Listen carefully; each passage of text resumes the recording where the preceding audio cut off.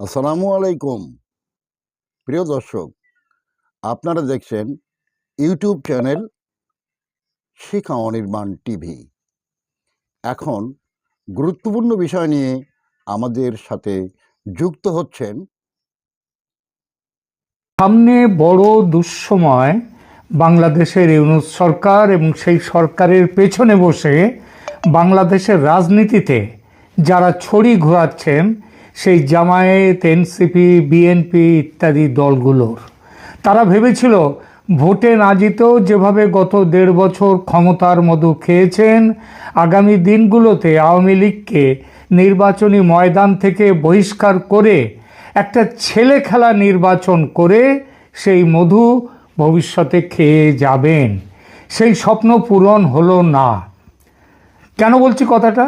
বিভিন্ন সূত্র থেকে যে খবর আসছে তাতে শুধু বাংলাদেশের আওয়ামী লীগের কর্মী সমর্থকরা নন, যে বিরাট সংখ্যক সাধারণ মানুষ ইউনূস সরকারের আমলে এই এই আইনের অভাবে যেভাবে মব সন্ত্রাস, চাঁদাবাজি, ঘুষ সব কিছু মিলিয়ে তারা সহ্যের শেষ সীমায় পৌঁছেছেন, সেই মানুষরা এটা জেনে খুশি হবেন যে নির্বাচন ফেব্রুয়ারিতে হচ্ছে। ইউনূস খুব চেষ্টা করছেন নির্বাচন আপাতত স্থগিত রেখে দিনগুলো তার শাসন চালিয়ে যাবেন। সেটাও সম্ভব হচ্ছে না। আওয়ামী লীগ নির্বাচনে অংশ নিচ্ছে, এর অর্থ আওয়ামী লীগের ওপর থেকে নিষেধাজ্ঞা উঠে যাচ্ছে। জামাত, এনসিপি, বিএনপি এবং ইউনূস স্বয়ং হাজার চেষ্টা করেও তারা আওয়ামী লীগকে নির্বাচনের বাইরে রাখতে পারবেন না। 3 নম্বর হচ্ছে নির্বাচনের ময়দান যাতে লেভেল প্লেয়িং গ্রাউন্ড থাকে, সেটা দেখবে আন্তর্জাতিক পর্যবেক্ষকরা, এবং সেই দেখাটাও হবে ভারত এবং আমেরিকার যৌথ তদারকিতে। এই বিষয়গুলো স্থির হয়েছে ভারত ও আমেরিকার মধ্যে অনুষ্ঠিত একাধিক জরুরি দ্বিপাক্ষিক বৈঠকে। সুতরাং বাংলাদেশের রাহু মুক্তির জন্য ধন্যবাদ দিতে হবে প্রেসিডেন্ট ডোনাল্ড ট্রাম্প ও প্রধানমন্ত্রী নরেন্দ্র মোদীকে। এই প্রসঙ্গে একটা কথা বলতেই হয়, সেটা হলো গত কয়েক মাস আমেরিকার এবং ট্রাম্প সাহেবের হাবভাব দেখে মনে হচ্ছিল যে এই ট্রাম্প সরকারও বুঝি পূর্ববর্তী বাইডেন সরকারের মতো শেখ হাসিনার শত্রু ও মোহাম্মদ ইউনূসের বন্ধু হয়ে বাংলাদেশকে আরও বড় সর্বনাশের দিকে নিয়ে যাবেন। সেটা হলো না। যার শেষ ভালো তার সব ভালো। সুতরাং গত কয়েক মাসের সন্দেহ, অবিশ্বাস, দুঃখ, বেদনা ভুলে, রাগ, এসবগুলো ভুলে এগোনো যাক সামনের দিকে।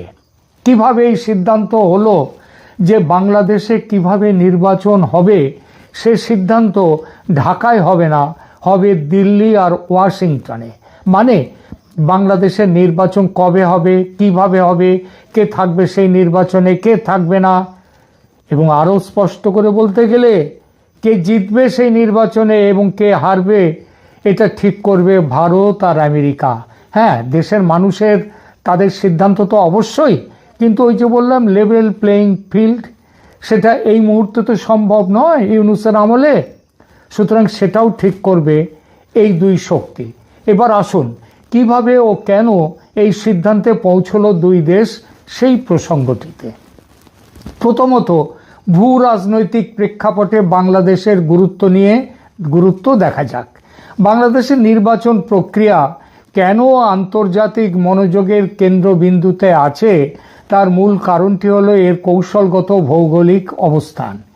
ইন্দো প্যাসিফিক কৌশল, এটা হচ্ছে ওয়াশিংটনের যে প্রাথমিকতা, সেটা হলো চীনকে মোকাবিলা করা এবং মুক্ত উন্মুক্ত ইন্দো প্যাসিফিক অঞ্চল নিশ্চিত করার মার্কিন কৌশলগত লক্ষ্যের জন্য বাংলাদেশ গুরুত্বপূর্ণ। এখানে স্থিতিশীলতা ও গণতান্ত্রিক মূল্যবোধের প্রতিষ্ঠা ওয়াশিংটনের জন্য যেমন গুরুত্বপূর্ণ, যেমনটা তারা একাধিকবার অবাধ, সুষ্ঠু ও শান্তিপূর্ণ নির্বাচনের উপর জোর দিয়ে ইতিমধ্যে প্রকাশ করেছে বহুবার। দুর্বল গণতান্ত্রিক কাঠামো চীনা প্রভাবকে আকর্ষণ করে, ওই টাকা পয়সা দেবে, লোন দেবে ইত্যাদি কর্ম, সেইটা অলরেডি ইউনূস সরকার শুরু করে দিয়েছেন চীনের সাথে। ওই ঠাকুরগাঁওয়ের ওখানে লালমনিরহাটে ওখানে নাকি শুনছি হাজার শয্যার ওখানে হাসপাতাল তৈরি হবে। ওই গ্রামের মধ্যে যেখানে এমনিতেই জনসংখ্যা কম, সেখানে এই যে হাসপাতাল তৈরি করা মানে হচ্ছে অন্য কিছুই না, সেখানে ভারতের চিকেন নেকের কাছাকাছি থাকা চীনা প্রভাব। সুতরাং এটা ভারতের স্বার্থের প্রতি পরিপন্থী। আবার চীনা প্রভাব এভাবে বেড়ে যাওয়াটা মার্কিন স্বার্থেরও পরিপন্থী। আঞ্চলিক নিরাপত্তা ও দিল্লির কাছে চীন ফ্যাক্টরটা দেখা যাক। ভারতের কাছে বাংলাদেশ কেবল প্রতিবেশী নয়, এটি তাদের আঞ্চলিক নিরাপত্তা ও অর্থনৈতিক স্থিতিশীলতার জন্য অপরিহার্য। চীনা প্রভাব যাতে বাংলাদেশের অভ্যন্তরে অতিরিক্ত শক্তিশালী হতে না পারে, সেজন্য ভারত একটি বন্ধুত্বপূর্ণ সরকারকে ক্ষমতায় দেখতে চায়। অতীতের অভিজ্ঞতা অনুযায়ী ভারত বাংলাদেশের অভ্যন্তরীণ রাজনীতি ও নিরাপত্তা বাহিনীতে গভীর মনোযোগ ও প্রভাব বজায় রেখেছে। উন্নয়ন এবং বিনিয়োগ। বাংলাদেশ বিশ্বের অন্যতম দ্রুত বর্ধনশীল অর্থনীতি এবং পোশাক শিল্পের অন্যতম বড় কেন্দ্র। অর্থনৈতিক স্থিতিশীলতা নিশ্চিত করা এবং নিজেদের বিনিয়োগ সুরক্ষিত রাখার জন্য বৃহৎ শক্তিগুলোর এখানে রাজনৈতিক স্থিতিশীলতা প্রয়োজন। সুতরাং বাংলাদেশের অভ্যন্তরে কি ঘটছে বা ঘটবে তা শুধুমাত্র ঢাকার চিন্তার বিষয় নয়, এটা বৃহত্তর ভূ রাজনৈতিক চিন্তার একটি গুরুত্বপূর্ণ অংশ। এইবার দেখি দ্বিতীয়ত দিল্লি ও ওয়াশিংটনের লক্ষ্য কি এবং তাদের প্রভাবের পদ্ধতিটা কি। যদিও দুই শক্তি চায় বাংলাদেশে স্থিতিশীল সরকার আসুক, কিন্তু তাদের লক্ষ্য এবং হস্তক্ষেপের পদ্ধতি ভিন্ন। এই ভিন্নতা বাংলাদেশের নির্বাচনী সিদ্ধান্তকে প্রভাবিত করে। প্রভাব বিস্তারকারী এই যে দুটি শক্তি, ভারত ও আমেরিকা, এদের মূল লক্ষ্যটা কি দেখা যাক। ভারত আঞ্চলিক নিরাপত্তা ও কৌশলগত মিত্রতা নিশ্চিত করতে চায়। আঞ্চলিক নিরাপত্তা, সেভেন সিস্টার্স। ভারত বিরোধী শক্তিকে কোণঠাসা করতেও চায় ভারত, যেমন পাকিস্তানকে এখানে আসতে দিতে চায় না ভারত, যেটা ইউনূস সরকার ভীষণভাবে নিয়ে আসছে। এছাড়া অভ্যন্তরীণ সমর্থন, একটি নির্দিষ্ট দলের প্রতি সরাসরি সমর্থন দেয় ভারত।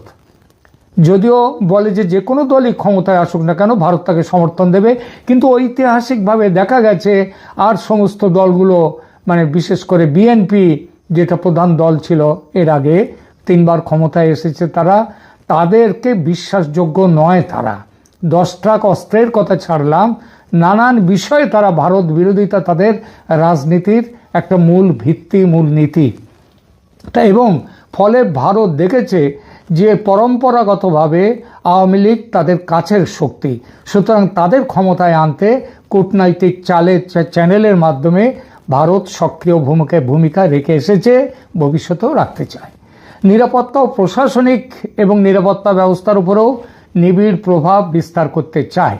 এই প্রভাব আবার মার্কিন যুক্তরাষ্ট্রের কাছে কীরকম সেটা দেখি। ইন্দো প্যাসিফিকে স্থিতিশীলতা চায় মার্কিন যুক্তরাষ্ট্র, চায় চীনের বাণিজ্যের ওপরে নজরদারি করতে, চায় চীনের শক্তির ওপরে রুখে দিতে তারা চায়। মানবাধিকারের চাপ দিয়ে তারা বাংলাদেশে গণতন্ত্রের ভিত্তিটা স্থাপন করতে চায়। অন্তত ওই যে তুলসী গ্যাবার্ড সম্প্রতি যে কথা বলেছেন যে পৃথিবীর অন্য দেশের সরকার বদলের খেলায় আর থাকবে না আমেরিকা, সেই ব্যাপারে তারা চায় যে বাংলাদেশে একটি অবাধ নির্বাচনের মাধ্যমে একটি জনগণের যাকে চায় সেরকম শক্তি ক্ষমতায় আসুক। তাহলে নিজের স্বার্থ রক্ষায় ভারতের কৌশল একটি বিশেষ দলের ক্ষমতায় থাকা নিশ্চিত করা এবং গণতান্ত্রিক ব্যবস্থা নিশ্চিত করা। অন্যদিকে যুক্তরাষ্ট্রের কৌশল হলো নির্বাচন, একটি গ্রহণযোগ্য নির্বাচন যাতে হয় তার জন্য চাপ সৃষ্টি করা এবং ভারতকে সেই সঙ্গে নিজের দলে শক্তভাবে যুক্ত করে চীনের প্রভাব খর্ব করার পথে এগিয়ে যেতে চায়। সেটা একা আমেরিকা এখানে সে করতে পারবে না যদি না ভারত তাদের সঙ্গে থাকে। এই দুই শক্তির ভিন্নমুখী চাপ এক জায়গায় এসে মিলেছে। সেটা হলো কি দুই শক্তি তারা সমঝোতার মধ্য দিয়ে স্বচ্ছ, মুক্ত ও অংশগ্রহণমূলক নির্বাচনের মাধ্যমে গণতন্ত্রের শেকড় মজবুত করতে চায়। জঙ্গিবাদের পৃষ্ঠপোষক ইউনূস সরকারকে আর বাড়তে দিলে শুধু যে বাংলাদেশের শান্তি চলে যাবে তাই নয়, ভুগতে হবে এই উপমহাদেশকে, এমনকি বিশ্বের বিরাট একটি অঞ্চলকে। সুতরাং ভারত আমেরিকা দুই শক্তির আজ একত্র হওয়া। এরপর বাংলাদেশের রাজনৈতিক দলগুলো দেখুন নিজেরাই বহুবার বিদেশি শক্তিকে হস্তক্ষেপের সুযোগ করে দিয়েছে। বিরোধী দলগুলো প্রায়শই ক্ষমতাসীনদের বিরুদ্ধে বিদেশে অভিযোগ করে এবং বিদেশি কূটনীতিকদের কাছে ধর্ণা দেয়। এর ফলে অভ্যন্তরীণ রাজনীতিতে বিদেশিরা ছড়ি ঘোরাবার সুযোগ তৈরি দেখতে পায় এবং তারা ছড়ি ঘোরায়। সেই সুযোগ এবার গ্রহণ করলো ভারত ও আমেরিকার সঙ্গে। আস্থার অভাব এটাও একটা কারণ। দেশের প্রধান রাজনৈতিক দলগুলোর মধ্যে সংলাপ ও আস্থার চরম অভাবের জন্যেই বিদেশি দুতিয়ালি, যেমন জাতিসংঘ দুতিয়ালি করেছেন, ওখান থেকে তো সেই তুর্ক তিনি বলে দিয়েছিলেন বাংলাদেশের সেনাপ্রধানকে যেন সরকারের পক্ষে না থাকে, হাসিনার পক্ষে না থাকে। সুতরাং এরকম বহু ঘটনা, সুতরাং বিদেশি দুতিয়ালি জরুরি। এর সাথে যোগ করুন অর্থনৈতিক দুর্বলতা। বাংলাদেশের বর্তমান অর্থনীতির চ্যালেঞ্জ, বিশেষ করে রিজার্ভ ক্ষয় ও অর্থ পাচারের মতো বিষয়গুলো বহির্বিশ্বের অর্থনৈতিক সহায়তার উপর নির্ভরতা বাড়ায়। এই নির্ভরতা অনেক সময় অর্থনৈতিক ছাড়ের বিনিময়ে রাজনৈতিক চাপ গ্রহণ করতে বাধ্য করে। বাংলাদেশের অর্থনীতির বর্তমান ব্যাপক ধস সামাল দিতে পাশের দেশ ভারতের সাহায্য জরুরি, এটা বুঝেছে আমেরিকা, তাই হাত মিলিয়েছে ভারতের সঙ্গে। একইভাবে ভারতও বুঝেছে এ ব্যাপারে আমেরিকার অপরিহার্যতার কথা। আমেরিকা একসঙ্গে থাকলে ভারতও যেমন তার যে এজেন্ডা সেটা ঠিক করতে চালাতে পারবে, তেমনি আমেরিকাও তার এজেন্ডা চালাতে পারবে। তাই দুই দেশ আজ একসঙ্গে। কিভাবে ভারত আমেরিকা এই ব্যাপারে একত্র হলো, কারা এর দায়িত্ব নিয়ে এগুলো করলো? দেখুন, শেখ হাসিনা সরকারের পতনের পর ইউনূস সরকারের কাজকর্ম দেখে বাইডেন প্রশাসন দুশ্চিন্তায় পড়েছিল। ভারতের সঙ্গে আলোচনায় বসেছিল ভুল সংশোধনের চেষ্টায়। আপনাদের হয়তো মনে আছে 2023 নভেম্বরের শেষ দিকে, নভেম্বরের শেষে ভারত মার্কিন 2+2 মন্ত্রী পর্যায়ের বৈঠক হয়। এটি ছিল দুই দেশের পররাষ্ট্র ও প্রতিরক্ষা মন্ত্রী পর্যায়ের একটি উচ্চ স্তরের বৈঠক, যা নয়াদিল্লিতে অনুষ্ঠিত হয়। বাংলাদেশের নির্বাচন নিয়ে দুই শক্তির অবস্থানের মধ্যে বোঝাপড়ার চেষ্টা এই বৈঠকের মূল আলোচনার একটি অংশ ছিল।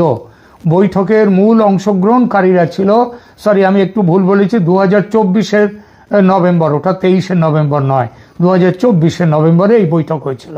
বৈঠকের মূল অংশগ্রহণকারী কারা ছিলেন? যুক্তরাষ্ট্রের পক্ষে ছিলেন পররাষ্ট্রমন্ত্রী অ্যান্থনি ব্লিংকেন ও প্রতিরক্ষা মন্ত্রী লয়েড অস্টিন, আর ভারতের পক্ষে ছিলেন পররাষ্ট্রমন্ত্রী এস জয়শঙ্কর, অজিত ডোভাল ও প্রতিরক্ষা মন্ত্রী রাজনাথ সিং। বাংলাদেশের নির্বাচন নিয়ে সেখানে অনেক আলোচনা হয়। ভারতের অবস্থান ছিল বৈঠকের পর ভারতের পররাষ্ট্র সচিব বিনয় কোয়াত্রা সাংবাদিক সম্মেলনে বাংলাদেশের নির্বাচন নিয়ে দিল্লির অবস্থান স্পষ্ট করেন। তিনি বলেন, ভারত একটি স্থিতিশীল, শান্তিপূর্ণ ও প্রগতিশীল বাংলাদেশকে সমর্থন করে। তিনি জোর দেন যে বাংলাদেশের নির্বাচন তাদের অভ্যন্তরীণ বিষয় এবং দেশটির জনগণই তাদের ভবিষ্যৎ নিয়ে সিদ্ধান্ত নেবে। কিন্তু বাইডেনের চলে যাওয়ার সময় এসে গিয়েছিল, ভারতও সেজন্য খুব একটা উৎসাহ দেখায়নি। উৎসাহ দেখানোর সময় তখন ছিল না, কোনো ফল হয়নি। তাই এরপর ভারতে নিযুক্ত মার্কিন রাষ্ট্রদূত জানুয়ারি 2025 একটি সাক্ষাৎকারে মার্কিন রাষ্ট্রদূত এরিক গারসেটি বাংলাদেশের নির্বাচন নিয়ে মন্তব্য করেন। তিনি বলেন, যুক্তরাষ্ট্র ও ভারত উভয় দেশই যত দ্রুত সম্ভব বাংলাদেশে গণতন্ত্র দেখতে চায় এবং গণতন্ত্রই বাংলাদেশে নতুন অধ্যায় খুলে দিতে পারে। এই কথা এই ইঙ্গিত দেয় যে ভারত ও আমেরিকা দুজনে গোপনে কিংবা আড়ালে একটি স্থিতিশীল সরকারকে সমর্থন করতে চায়। প্রকাশ্যে যুক্তরাষ্ট্র চাইছে ভারত যেন গণতান্ত্রিক প্রক্রিয়াকে আরও বেশি গুরুত্ব দেয়। এই মন্তব্যের মাধ্যমে দুই দেশের অভিন্ন আকাঙ্ক্ষার কথা এবং তাদের চেষ্টার কথা তুলে ধরা হয়েছে। এছাড়াও এই দুটো আনুষ্ঠানিক বৈঠক ছাড়াও দুই দেশের উচ্চপদস্থ কর্মকর্তারা যেমন পররাষ্ট্র সচিব, আন্ডার সেক্রেটারি, জাতীয় নিরাপত্তা উপদেষ্টা, তারা নিয়মিত আঞ্চলিক নিরাপত্তা ও কৌশলগত আলোচনায় অংশ নিয়ে বাংলাদেশের পরিস্থিতি নিয়ে আলোচনা চালিয়েছেন। এসব আলোচনায় বাংলাদেশের নির্বাচন, ইন্দো প্যাসিফিক অঞ্চলে চীনা প্রভাব এবং আঞ্চলিক স্থিতিশীলতা প্রাধান্য পেয়েছিল। তাহলে কি মূল টেক অ্যাওয়ে তাহলে কি হলো? এই বৈঠকগুলো প্রমাণ করে যে বাংলাদেশের নির্বাচন শুধুমাত্র রামায়ণের কথা বা রামায়ণের কাহিনী এই উপমহাদেশের হিন্দুরাই শুধু নন, মুসলমানরাও জানেন। মহর্ষি বাল্মীকি এই রামায়ণ লিখেছিলেন, তাই এই মহাগ্রন্থকে বলা হয় বাল্মীকি রামায়ণ। যদি কাউকে অল্প কথায় রামায়ণের গল্প বলতে বলা হয়, তাহলে তিনি বলবেন রামায়ণ হলো রামের গল্প। অত্যাচারী রাক্ষসরাজ রামের স্ত্রী সীতাকে চুরি করে নিয়ে যান। তারপর সীতাকে উদ্ধার করতে রাম যুদ্ধ করেন রাবণের বিরুদ্ধে। যুদ্ধে রাবণকে হত্যা করে সীতাকে উদ্ধার করেন। এই হলো গিয়ে বাল্মীকি রামায়ণের মূল আখ্যান। এই রামায়ণের বাইরে আরও একটা রামায়ণ আছে, তার নাম অদ্ভুত রামায়ণ। বটতলায় ছাপা কোনো বই নয়, শুদ্ধ সংস্কৃতে লেখা। এই বইয়ের বয়সও কয়েক হাজার বছর। এখানে রামায়ণের গল্প আছে, তবে সে গল্প অদ্ভুত। সীতা এখানে রাবণ ও মন্দোদরীর কন্যা, বুঝলেন? সীতা রাবণের কন্যা, রাবণ আর মন্দোদরীর। জন্মের পর ঈশ্বরের ভবিষ্যৎবাণী অনুসারে কি ভবিষ্যৎবাণী ছিল এই কন্যা তার পিতা রাবণের মৃত্যুর কারণ হবে, তাই তাকে মাটিতে পুঁতে রেখে আসেন রাবণ। কোথায় গিয়ে মাটিতে পোতেন? মিথিলায়, জনক রাজার দেশে, যেখান থেকে রাজা জনক ওই চাষ করতে গিয়ে লাঙলের সামনে তিনি মাটি থেকে উঠে আসেন এবং তাকে পান, সেই মেয়ে সীতা। সীতা শেষে, অদ্ভুত রামায়ণের গল্প এটা, সীতা শেষে মহাকালীর রূপ ধারণ করে রাবণের 1000 সহোদর ভাইয়ের বিরুদ্ধে যুদ্ধ করে বিজয়ী হন। এর বাইরেও বহু অদ্ভুত কাহিনী, উপকাহিনী আছে এই অদ্ভুত রামায়ণে, যা জানলে বাল্মীকি রামায়ণের পাঠকের চোখ কপালে উঠতে বাধ্য। এই রকম চোখ কপালে ওঠা একটা কাহিনী শুনলাম আজ সকালে। শুনলাম না বলে দেখলাম বলাই ভালো। অদ্ভুত রামায়ণের মতো অদ্ভুত শেখ হাসিনা আখ্যান। কত অদ্ভুত কথাই না শোনা যায়, তাদের কতটুকু বিশ্বাসের যোগ্য বা কতটুকু আমরা বিশ্বাস করি। আমরা তো ট্র্যাশ বলে, ফালতু বলে দূরে ছুঁড়ে ফেলে দিই। শেখ হাসিনার আখ্যান বলে যে একটি পোস্ট এলো আমার কাছে, সেটা দেখে প্রথমে হেসে ফেললাম, তারপরে ভাবলাম ছুঁড়ে ফেলে দিই, ট্র্যাশ, ফালতু। কিন্তু পোস্টদাতা যিনি ফোন করে আমাকে জানিয়েছেন, পাঠিয়েছেন, এই কথাগুলো বলেছেন, তিনি বললেন, দাদা বিশ্বাস করার মতো খবর এটা নয় আপনার কাছে, আমি জানি, তবু বাংলাদেশে কিন্তু এই কথা খুব চলছে। একটা অংশের মানুষ এটা খুব বিশ্বাস করছে।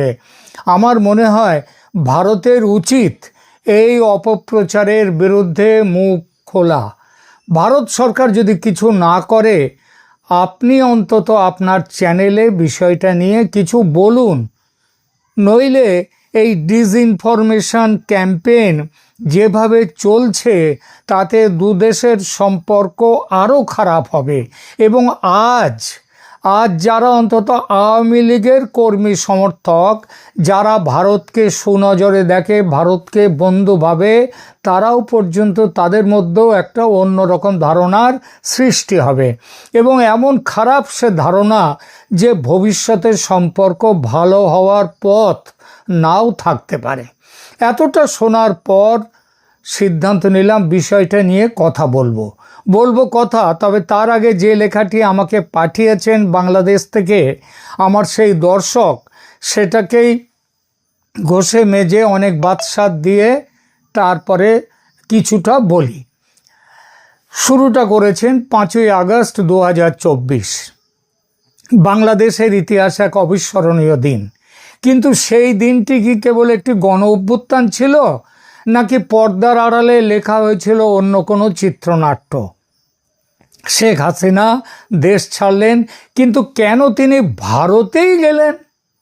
কেন আজ কয়েক মাস পেরিয়ে গেলেও তাকে জনসমক্ষে দেখা যাচ্ছে না? এটা কি ভারতের কোনো সুকৌশলী পরিকল্পনা? তাকে কি সেখানে বন্দি বা পলিটিক্যালি ডিটেইনড করে রাখা হয়েছে? 5 আগস্টের সেই রহস্যময় ঘণ্টাগুলো কিন্তু এরকম কিছু ইঙ্গিত দেয়। আমি কিন্তু এখনো পুরনো তাদের ওখান থেকে পাঠানো লেখাটাই সেইটাই পড়ে যাচ্ছি, যে এইরকম কিছু ইঙ্গিত দেয় যে যা জেনে এসেছি সেটাই সব নয়, এর বাইরেও অনেক কিছু আছে। কি সেই অনেক কিছু অজানা কথা? দেখুন, 5ই আগস্টের দুপুরের সেই সময়টুকুর দিকে নজর দিন। সেনাপ্রধানের সাথে হাসিনার সেই শেষ মুহূর্তের বৈঠক, দেশ ছাড়ার জন্য মাত্র 45 মিনিটের আলটিমেটাম। এই আলটিমেটাম কি কেবল ছাত্র জনতার ভয়ে দিয়েছিলেন সেনাপ্রধান, নাকি ভারতের পক্ষ থেকে বিশেষ সিগন্যাল পেয়ে সেনাপ্রধান ওয়াকারুজ্জামান এই 45 মিনিট দিয়েছিলেন? ভারতের সেনাপ্রধান সেই 5ই আগস্ট সকাল থেকে তো ওয়াকারুজ্জামানের সঙ্গে যোগাযোগে ছিলেন। ওয়াকারুজ্জামানকে অভ্যুত্থান দমনের জন্য ব্যবস্থা নিতে না বলে কেন হাসিনাকে ভারতের হাতে তুলে দেওয়ার জন্য চাপ? কেন? ভবিষ্যতে হাসিনার কাছ থেকে আরও অনেক কিছু বাংলাদেশ থেকে আদায়ের উদ্দেশ্য কি? সেই উদ্দেশ্যেই কি হাসিনাকে আটকে রেখে দিতে চেয়েছিল ভারত? তারপরের প্রশ্ন, কেন তিনি হেলিকপ্টারে করে আগরতলা এবং পরে দিল্লির হিন্ডন এয়ারবেসে গেলেন? কেন অন্য কোনো দেশে গেলেন না? তার তো যাওয়ার কথা ছিল লন্ডনে, তারপর আমেরিকায়। ভারত তাকে নিতে গেল কেন হঠাৎ? এটা কি হাসিনার ইচ্ছায় নাকি ভারতের ইচ্ছায়? পরে তুলেছেন নিরাপত্তার চাদরের প্রশ্ন। ভারতের জাতীয় নিরাপত্তা উপদেষ্টা অজিত ডোভাল কেন নিজেই বিমানবন্দরে গিয়ে হাসিনাকে রিসিভ করলেন? এটা কি সম্মান, নাকি সরাসরি নিজেদের নিয়ন্ত্রণে নেয়া? আর এর ফলেই অপহরণ তত্ত্ব উঠে আসছে। ভারত সরকার তাকে অতিথি বলছে না, মানে গেস্ট বলছে না, আবার রিফিউজিও বলছে না। তাকে রাখা হয়েছে একটি অজানা সেফ হাউসে। আন্তর্জাতিক আইনে এটা অনেকটা ইনভলেন্টারি ডিটেইনমেন্ট বা ইচ্ছার বিরুদ্ধে আটকে রাখার মতো মনে হতে পারে। আচ্ছা, ভারতের স্বার্থ কি তাহলে?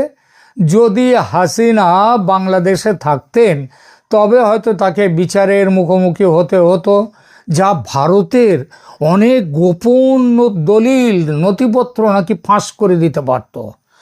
তাই ভারত তাকে নিজেদের কবজায় নিয়ে এলো, যাতে তাদের স্বার্থ বেরিয়ে না পড়ে, ক্ষুণ্ণ না হয়। এরপরে প্রশ্ন তোলা হয়েছে যোগাযোগ বিচ্ছিন্নতা নিয়ে। শেখ হাসিনা একজন আজীবন রাজনীতিবিদ। তিনি ভারতেই থাকুন বা লন্ডনে, তার তো অন্তত একটা ভিডিও বার্তা বা অডিও বার্তা দেওয়ার দরকার আছে বা কথা আছে, কিন্তু তাকে পুরোপুরি ব্ল্যাক আউট করে রাখা হয়েছে। কেন? কেউ তাকে দেখতে পাচ্ছে না। ভারত কি তাকে কথা বলতে দিচ্ছে না? ডিজিটাল কারফিউ চালু হচ্ছে, শোনা যায় তার কাছে থাকা সব ইলেকট্রনিক ডিভাইস ভারতের সরকার বা ফোন ভারত সরকার এক প্রকার নজরদারিতে রেখে দিয়েছে। এটা কি তাকে সুরক্ষিত রাখার নাম করে তথ্য ও তার প্রভাবকে আটকে রাখার কৌশল? এরপরে আছে ট্রাম্প কার্ড ভারতের কাছে। ট্রাম্প কার্ড ডোনাল্ড ট্রাম্পের কার্ড নয়, একেবারে ছক্কা মারার মতো তুরুপের তাস। শেখ হাসিনাকে হাতে রেখে ভারত আসলে বর্তমান অন্তর্বর্তী সরকারকে বিরাট চাপে রাখছে। যদি বাংলাদেশ সরকার ভারতের কথা মতো না চলে, তবে ভারত যে কোনো সময় হাসিনাকে অস্ত্র হিসেবে ব্যবহার করতে পারে।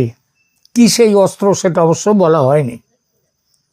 এরপরে অন্যান্য দেশের ভূমিকা নিয়ে বলা হচ্ছে, কেন ব্রিটেন বা আমেরিকা তাকে আশ্রয় দিল না? ভারত কি ইচ্ছা করেই অন্য দেশগুলোকে এই বার্তা দিয়েছে যে হাসিনা আমাদের লোক, আমাদের কাছেই থাকবে? এরপরে হাসিনার নিরাপত্তা নিশ্চিত করার বিনিময়ে ভারত বাংলাদেশের সাথে করা বিগত 15 বছরের চুক্তিগুলো রক্ষা করার চেষ্টা করছে। বর্তমান অবস্থা ও আইনি জটিলতা, ইন্টারপোল ও রেড নোটিশ বাংলাদেশ থেকে যখন তাকে ফেরোচ্ছে, রেড নোটিশ দেওয়া হচ্ছে, তখন ভারত কেন চুপ? এই জন্যই ভারত তাকে বন্দি রাখতে চায়। কিন্তু ভারতের তো উচিত ছিল তাটা বাংলাদেশের কাছে দিয়ে দেয়া, যাতে তাকে ফাঁসিতে ঝোলানো যায়। প্রত্যর্পণ চুক্তি, সেটা নিয়েও কথা। বাংলাদেশ ও ভারতের মধ্যে অপরাধী প্রত্যর্পণ চুক্তি থাকা সত্ত্বেও হাসিনাকে কেন ফেরত দেয়া হচ্ছে না, এই বিষয়ে ভারত একটা জবাব পর্যন্ত দিতে পারছে না ঠিকঠাক। ভারতের এই টালবাহানা প্রমাণ করে যে ভারত তাকে নিজেদের পরিকল্পনা মাফিক ধরে রেখেছে। সোশ্যাল মিডিয়ায় মানুষ প্রশ্ন তুলেছে, বাংলাদেশে হাসিনা কি ভারতের মেহমান নাকি কয়েদি? ভারত কি বিপদে? শেখ হাসিনাকে এভাবে আটকে রেখে ভারত কি বাংলাদেশের সাধারণ মানুষের চিরস্থায়ী ঘৃণা কুড়াচ্ছে না? এই কৌশলটা কি শেষ পর্যন্ত ভারতের জন্য বুমেরাং হবে? বাংলাদেশের বন্ধুর পাঠানো লেখাটির মোটামুটি বক্তব্য হচ্ছে এইটা। কিন্তু আমার মনে হলো অদ্ভুত রামায়ণের অদ্ভুত কথার মতো এই পোস্টের কথাগুলো যদি এখানে এই অবস্থায় রেখে শেষ করি এই এপিসোড, সেটা যে শুধু অন্যায় হয় তা নয়। এটা শুধু শেখ হাসিনার ওপর অন্যায় হবে না, অন্যায় করা হবে শেখ হাসিনার বন্ধু, বাংলাদেশের পুরনো বন্ধু ভারতের ওপর ভয়ঙ্কর অন্যায়। তাই যে প্রশ্নগুলো তোলা হয়েছে তাদের মধ্যে দু চারটের কিছু জবাব দেওয়া যাক। এই আজব অভিযোগ মালা যেটা দেয়া হয়েছে তার জবাব অন্তত আমার মতো করে দিই। প্রথম প্রশ্ন, কেন শেখ হাসিনা দেশ ছাড়লেন ও অন্য দেশে না গিয়ে কেন ভারতে এলেন? কেন দেশ ছাড়লেন সেটা কি আজ নতুন করে বলার দরকার আছে? সবাই তো জানে। তবে সবাই জানলেও তারপরেও কারো কারো উর্বর মস্তিষ্ক যেমন এইসব প্রশ্ন তুলেছে, তেমনি এই প্রশ্ন তুলতেই পারে শেখ হাসিনাকে বন্দি করার উদ্দেশ্যে ভারতই বৈষম্য বিরোধী ছাত্র জনতাকে দিয়ে এই অভ্যুত্থান ঘটিয়েছে কে? ভারত। কেন? শেখ হাসিনাকে উৎখাত করবে, বন্দি করে নিজেদের কাছে নিয়ে আসবে। কেন শেখ হাসিনাকে উৎখাত করবে? এতদিন তো উল্টো কথা শোনা যাচ্ছিল, শেখ হাসিনা ভারতের হয়ে কাজ করছেন। না, তাহলে বলাই যেতে পারে কারোর উর্বর মস্তিষ্ক থেকে বেরিয়ে আসতে পারে শেখ হাসিনা যত না ভারতের কাছাকাছি ছিলেন, তার থেকে বেশি ছিলেন চীনের কাছে। চীন থেকে অস্ত্র কিনতেন প্রচুর, চীনের সাথে বাণিজ্য প্রচুর, এবং সেই জন্যই ভারতের রাগ। এই তত্ত্ব যারা বিশ্বাস করবে যে এই কারণেই শেখ হাসিনাকে তুলে নিয়ে এসছে ভারত, তাদের পাগলাগারদে রেখে চিকিৎসার প্রয়োজন কিনা জানি না। বাংলাদেশে ভালো পাগলাগারদ কোথায় আছে, কত আছে, তবে আমাদের ইন্ডিয়াতে রাঁচির পাগলাগারদের নাম কিন্তু খুব বিখ্যাত। সেখানে মানে যারা এইসব কথা ভাববেন বাংলাদেশের, তাদেরকে রাঁচির পাগলাগারদে আনার চেষ্টা করবেন। যদি কারোর ওই ব্যাপারে ভিসার দরকার হয় আমাকে বলবেন, মেডিকেল ভিসা আমি ব্যবস্থা করার চেষ্টা করব এবং আশা করি হয়ে যাবে। 2-4 জনকে করেও দিয়েছি ইতিপূর্বে। প্রশ্ন তোলা হয়েছে লন্ডন বা আমেরিকা না গিয়ে কেন দিল্লি? কারণ যেভাবে দেশ ছাড়তে হয়েছিল শেখ হাসিনাকে, তাতে দিল্লি সবচেয়ে কাছের, সবচেয়ে নিরাপদ, সবচেয়ে বিশ্বাসযোগ্য দেশ। তাই তিনি দিল্লি এসেছেন। মিটলো কিছু, তবে কি মাথায় ঢুকবে এরপর? প্রশ্ন তোলা হয়েছে অডিও ভিডিও কোনো মেসেজ দিতে পারছেন না শেখ হাসিনা। এটা তো সর্বৈব মিথ্যা। বলা হচ্ছে তাকে নাকি সবার চোখের আড়ালে সঙ্গী শূন্য নিঃসঙ্গ জীবনে রাখা হয়েছে। অনেকটা আমার মনে পড়ছে, অনেকটা সিংহাসনচ্যুত সম্রাট শাহজাহানকে ঔরঙ্গজেব যেমন বন্দি করে রেখেছিল সেই কথা, তেমন হাল নাকি শেখ হাসিনার। অভিযোগ অনেকটা এরকমই। এইসব উর্বর মস্তিষ্কের অধিকারীরা এই খবরটুকু জানে না শেখ হাসিনার সঙ্গে তার কন্যা পুতুল ও বোন শেখ রেহানা সাধারণভাবে থাকেন। মাঝে মধ্যে জয়ও এসছেন ছেলে। আর গত কয়েক মাসে শেখ হাসিনার অন্তত 50টা অডিও এবং ভিডিও মেসেজ বাইরে এসেছে। তিনি অংশ নিয়েছেন আমেরিকা, ইউরোপ, বাংলাদেশেরও মানুষের সাথে বেশ কিছু প্রোগ্রামে। একটু খোঁজ খবর করলেই পাওয়া যায় এসব অডিও ভিডিও মেসেজ। বলা হয়েছে হাসিনা দেশে থাকলে ভারতের স্বার্থে করা চুক্তিগুলো কেন তিনি সই করতে বাধ্য হয়েছেন সেটা নাকি ফাঁস করে দিতেন, তাই তাকে বন্দি করে নিয়ে আসা হয়েছে। এমন কথা সম্ভবত কোনো হালকা পাগল নয়, একেবারে বদ্ধ পাগলও পর্যন্ত বলবার আগে 10 বার ভাববে। এর উত্তর দেওয়ার দরকার আছে কি? শেখ হাসিনা ভারতের মেহমান না কয়েদি? বাংলাদেশের হাতে ফেরত দিচ্ছে না ভারত নিজের স্বার্থে, এই অভিযোগ উঠছে। আরে বাবা, সেখানে গেলে তো হাসিনাকে ফাঁসিতে ঝুলিয়ে দেয়া হবে। এটা জেনেও ভারত তাকে ফেরত পাঠাচ্ছে না, সেটা কি ভারতের স্বার্থে? যত না তার থেকে বেশি স্বার্থ হচ্ছে শেখ হাসিনার এবং বাংলাদেশের শেখ হাসিনার সমর্থক তাদের জন্যই শেখ হাসিনাকে বাঁচিয়ে রাখার জন্যেই ভারত এত কিছু করছে।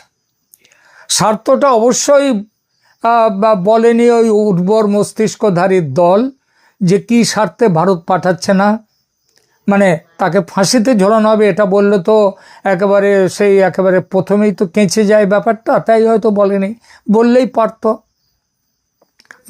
পারতো এই কথাটা যে ভারত পরে সুবিধের সময় দেখে শেখ হাসিনার ফাঁসি দেবে, তাই ভারত পাঠাচ্ছে না। সত্যি পাগলামি চূড়ান্ত। এই অদ্ভুত থিসিস নিয়ে আর আলোচনা করলে সময়ের অপচয়। শেষ করছি এটা বলে, পাগলে কিনা বলে, ছাগলে কিনা খায়। বাংলাদেশে কারোর উদ্ভর মস্তিষ্কে এই ধরনের পাগলামির চাষ হয়, এটা সে পাগলামি একটু উড়ে আসা নয়, এটা রীতিমতো মাথায় তাদের পাগলামির চাষ হচ্ছে। সুতরাং কি আর বলবো, আপাতত এখানেই রাখি।